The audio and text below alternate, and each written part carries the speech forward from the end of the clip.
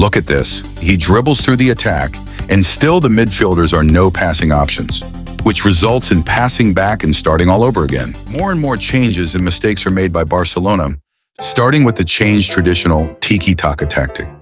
But despite the tactic change, Barcelona is still first in La Liga. You heard it right, Hansi Flick's season is amazing, but they have lost 2 matches and their weaknesses are becoming more and more visible. So how do you exactly beat Barca? If we look closely at Barca, we can see Barca is playing with 4 defenders. Pau Cubarsí, the ball-playing defender, is looking for a free man, but the midfielders aren't finding space, leaving him with no passing options. Eventually, he dribbles through the attack, and still the midfielders are no passing options, which results in passing back and starting all over again, which results in a great ball from Jules Koundé. But still the same problem occurs. The midfielders are still not free, leaving the winger with no passing options. Here the same problem occurs again.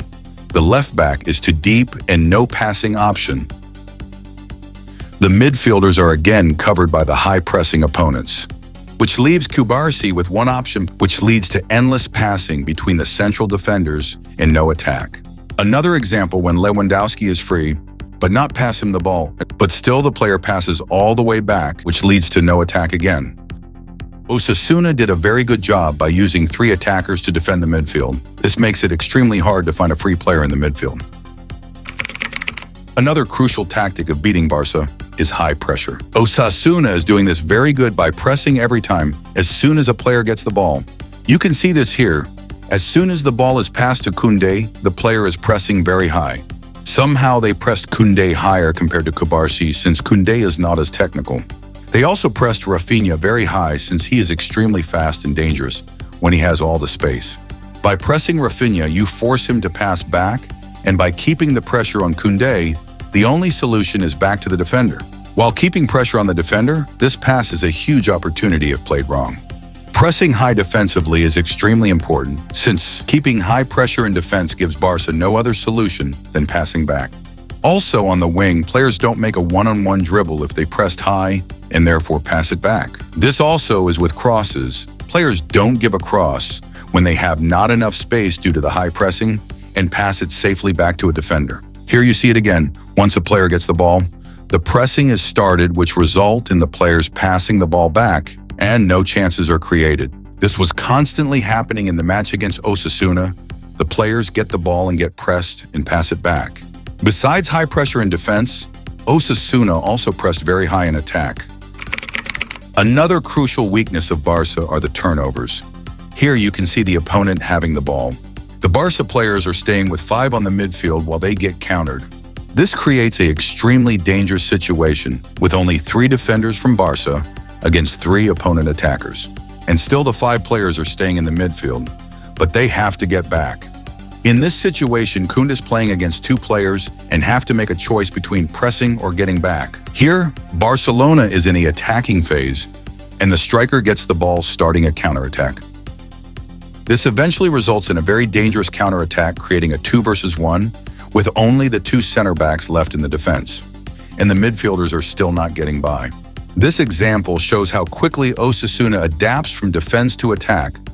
Even though this pass is blocked, this shows how vulnerable Barca is in defense. This was ultimately resulting in the opponent's goal, with Koundé staying too high and Cubarsí making a wrong choice to stay in his position. Instead, he should have covered the player who was running away from Koundé. The attacker could simply run behind the defense and receives the ball and makes an easy goal against the goalkeeper. Here again, Koundé was sleeping again. The winger staying completely free and eventually receives the ball, and he could deliver a dangerous cross. And this was the main reason why Osasuna scored the other goal. With Koundé again not covering his man gets in behind and delivers a great cross, resulting in an easy goal by the striker.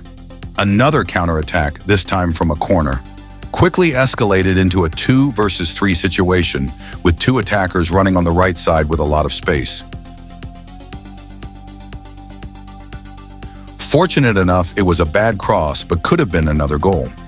Another chance, starting with an opportunity from the striker to run behind the defenders, eventually resulting in the winger behind the inconsistent and unaware back from Barcelona, which creates a big opportunity and should have crossed it to the striker. But the Barcelona defender was lucky this time, but this should have been a goal.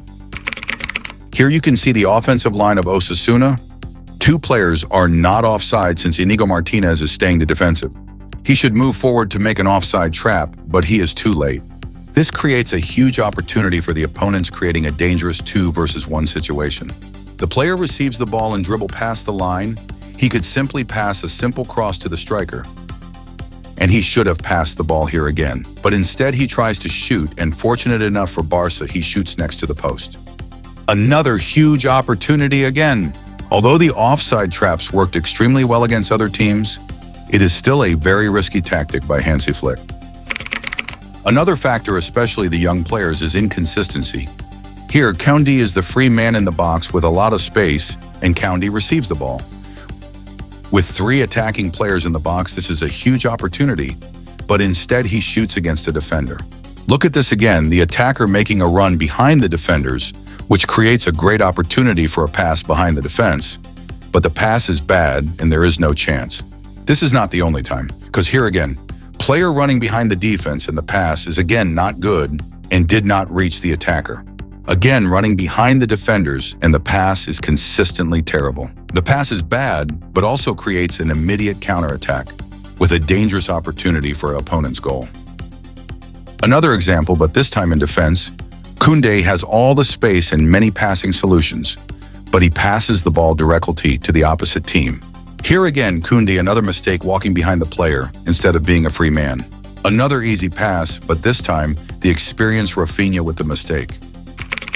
In this example, Lewandowski is choosing the wrong positioning, choosing to stay behind the defender and the attacker, delivering a low pass instead of a high cross. Here it happens again, delivering bad crosses and easy to defend. And the worst one, delivering absolutely no attackers, but instead wingback Koundé instead of a dangerous cross. Look at this, Lewandowski being the only attacker in the box and 8 defenders trying to defend the cross. This is not smart to cross when it is 8 versus 1, but still Lamine crossed and doesn't reach any player. Barcelona has a lack of courage. The 3 defenders consistently passing the ball to each other. Even when there is often enough space for the backs, they still don't have the courage to pass the ball. This results in endless, riskless passing. In this example, the back is totally free, but not reached.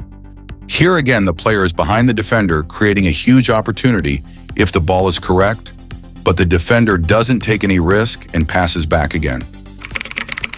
The Barcelona team is missing consistent finishing sometimes, even Lewandowski. Normally he would have scored this easily, but sometimes he cannot find the net. Rafinha here, he should have passed to the 3 free midfielders who could have all the freedom to shoot from a dangerous distance. But instead, he shoots behind the goal. And here again, an easy header on the post. These were only examples from one match. Imagine how much goes actually wrong. Make sure to like and subscribe if you want to see more. Also, let me know in the comments which tactic you want to see next.